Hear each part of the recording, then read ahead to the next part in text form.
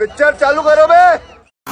मुझे कई ऑफर्स आते हैं, मैं आपको बताऊं, मुझे कई बड़े बड़े गुटखा कंपनी के ऑफर्स आते हैं कि करो, और अनगिनत सुनने वाले अमाउंट देने को तैयार हो।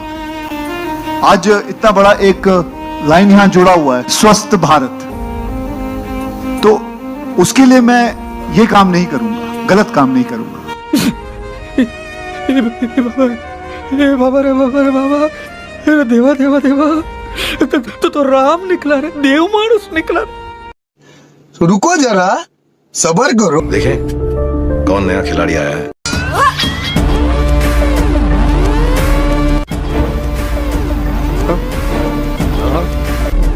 जूम करो, जूम करो।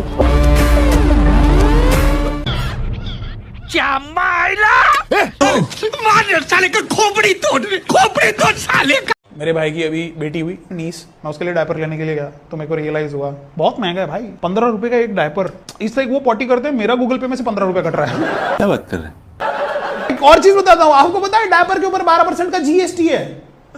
हाँ, वो हर बार पॉटी करते हैं, निर्मला सीतारमण को 1.5 रुपया जाता है। बेसिकली वो पॉटी करता है, सरकार पैसा कमाती है, हमारे घर की बच्ची टैक्स पेयर है। तो एक बात बताइए, ये नागपुर सेंट्रल विधानसभा है, पीछे 3 बार से तो बीजेपी जीत रही है, लेकिन इसके पीछे पहले नहीं जीत पाती थी, ऐसा क्यों? पहले कांग्रेस ज्यादा हावी था, अब लोगों को समझ में आ गया कि बीजेपी सब ये कर रही है, प्रोग्रेस कर रही है, सब जगह से प्रोग्रेस हो रहा है, इसके कारण 3 बार जीत के आई है। अच्छा। और इसी तरह नागपुर में लोकसभा में भी बीजेपी नहीं जीत पाती थी, जब से नितिन गडकरी जीत रहे, पहले नहीं जीत पाती थी, क्यों? नितिन जी जब से आए तब से उनको विकास पुरुष बोलते हैं, उन्होंने नागपुर में बहुत विकास किया है। बात तो सही है। सबका साथ सबका विकास जो बोलते हैं वही करते हैं। बटेंगे तो कटेंगे, सबका साथ सबका विकास है। नहीं भाई कटोगे तो कटोगे ना, अब तो अब आप जमाना आ गया। एकदम सही है बात। एपी के रीजन में कम से कम मुसलमान जो है से दबा हुआ है। तेरा तो गेम बचाना पड़ेगा। गलत बात है, ये नौकरी करने वाला हिंदू मुसलमान कर रहे हैं। ये बड़ी अच्छी बात कही। शिक्षक है भाई, शिक्षक है तो क्या हुआ, हिंदू मुसलमान करेंगे, यही शिक्षा देंगे। चढ़ा समझाओ। देखिए हम कॉलेज में हैं तो हम सबका एक मानते हैं, अब इधर जो अपना है सो अपना बता। अच्छा, क्या सोच है रे तेरी? तेरा तो गेम बचाना पड़ेगा। बच्चा पैदा हुआ, असली शिक्षा का घर कौन सा होता है? स्कूल होता है कि उसका अपना घर होता है?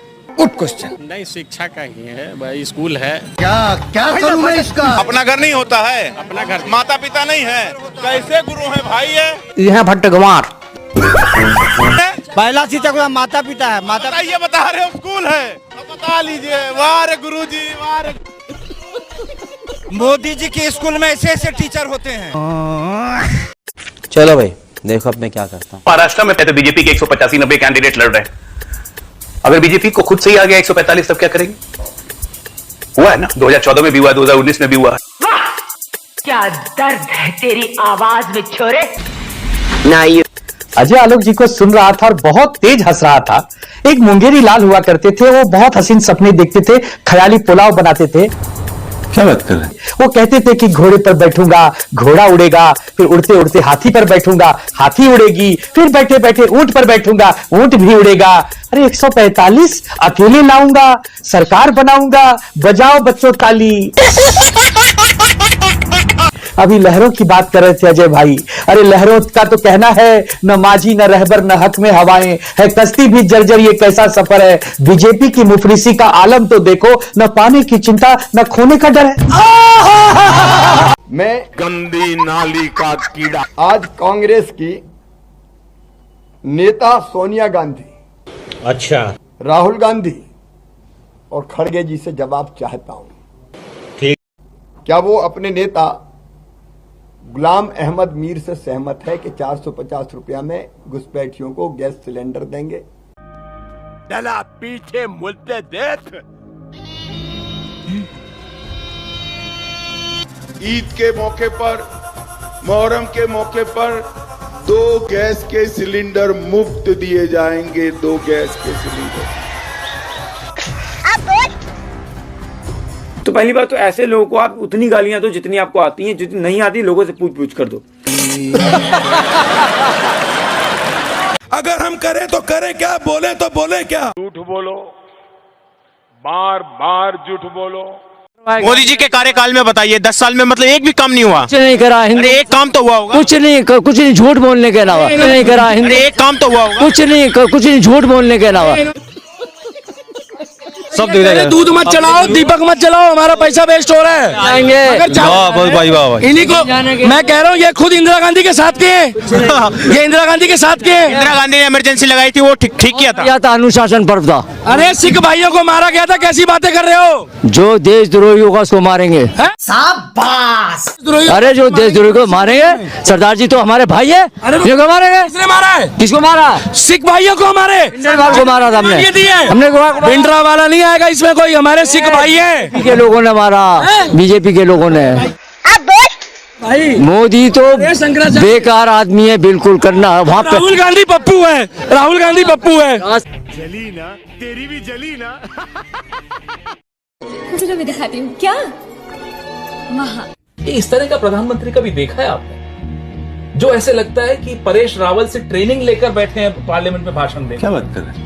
आप कभी आंख बंद करके परेश रावल को सुनिए और आंख बंद करके नरेंद्र मोदी को सुनिए, ज्यादा अंतर नहीं होगा। चलो चल के देखते। नहीं, मेरे दादा परदादा लड़ाकू थे और इसके खानदान में तो सूरवीरों का खून दौड़ रहा है। मुझे लगता है विश्व गुरु के जो गुरु हैं वो परेश रावल। मैंने कई बार आंख बंद करके सुना, दोनों की टोन एक जैसी। मुझे लगता है पूरी ट्रेनिंग परेश रावल से लेकर बैठे। और अभी तो रुको, क्लाइमैक्स अभी बाकी किया है कि बीवी का होना बहुत जरूरी है, क्योंकि जिसे बीवी परेशान नहीं करती वो पूरे देश को परेशान करता है। ट्रैफिक का प्रॉब्लम है।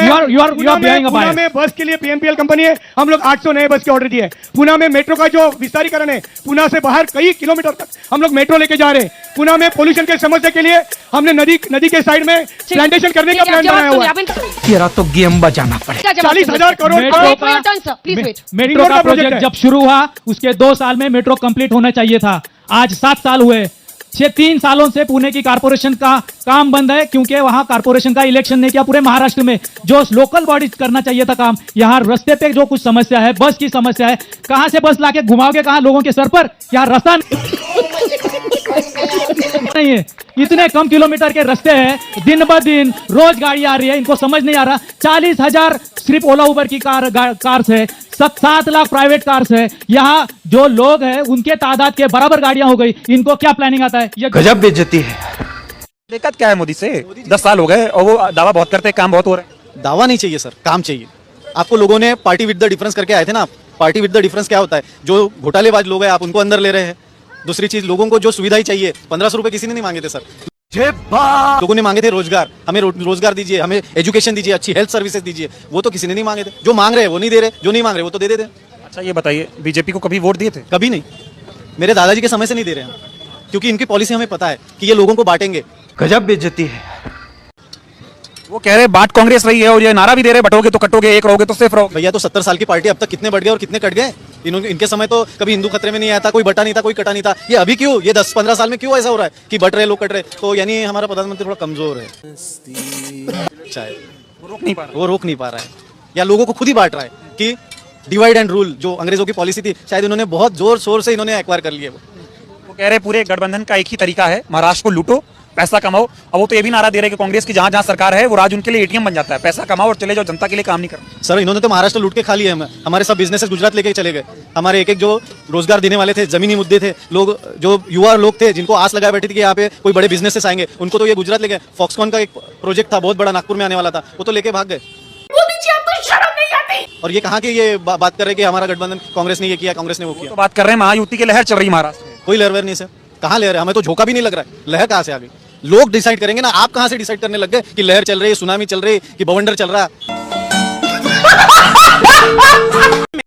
अयोध्या के हिंदुओं को जब लूटा गया, जमीनें छीनी गई, घर और मकानों को तोड़ा गया, जब अयोध्या के हिंदुओं ने भाजपा के नेता को हरा दिया, वोट देने वाला हिंदू, बीजेपी को हराने वाला हिंदू और उसको गाली देने वाला भाजपा का हिंदू, ये बड़ी अच्छी बात कही आप। देश का हिंदू नहीं कह रहा सामान मत लेना। अरे भाई नहीं लोगे तो धरती तो उन्हीं की है, उनके पुरखों की है। जिनके पुरखों ने कार सेवकों की सेवा की, आपने उनको उजाड़ दिया। यहाँ तक कि सेना के लिए जो आरक्षित जमीनें थी आपने अडानी को दे दिया, 2.25 लाख वाला कन्या लाला हरामदेव को दे दिया, श्री श्री रविशंकर को दे दिया। अरे यार सुन ही नहीं रहे ना। यही आप पत्रकारों की सबसे बड़ी गलती है कि आप गोबर को च्यवनप्राश समझकर चाटने लगते हैं। आपको चंद पैसों के लिए लिफाफा क्या आता, व्हाट्सएप पर मैसेज क्या आता, आप उस पर अपना ज्ञान बखरे। जो सच्चाई आपको बर्दाश्त नहीं हो रही। देश के किसी भी पत्रकारों की मां ने दूध नहीं पिलाया जो सच्चाई और हकीकत दिखा दे। अगर है तो कई पत्रकारों को मैं दिखाता हूँ भाजपा के टोटल काला कारनामे, ऊपर से लेके नीचे तक। आप पत्रकार हैं, आप बताइए भाजपा नेताओं से कभी आपने इंटरव्यू लिया? अच्छा, तिरुपति बालाजी में गाय की चर्बी से घी था। अरे भाई हमारा धर्म भ्रष्ट कर रहा है। यही अगर दूसरे पार्टी की सरकार होती, अरे सुन लीजिए, अरे यार सुन ही नहीं रहे। ये कहने वाला भी भाजपा का करीबी। और हम क्या कह रहे हैं कि आखिर चंद्रबाबू नायडू पर फिर सजा क्यों नहीं, अगर बात गलत है तो? अरे 320 रुपए किलो में घी मिलता है। अरे भैया पापा की परी, हमको ये बताओ 320 रुपए में घी मिलता है? 1 किलो दूध में, अरे क्या बेवकूफ दलाली कर रहे हो? बल्क में ले ले आप। कहाँ से बल्क में ला दोगे? अच्छा, अब बल्क में लोगे तो आप बैल का भी दूध निकालोगे, उसी दूध से घी बना के बेच लोगे।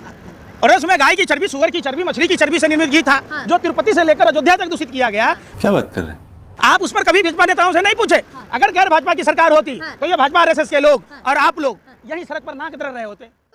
हाँ भाई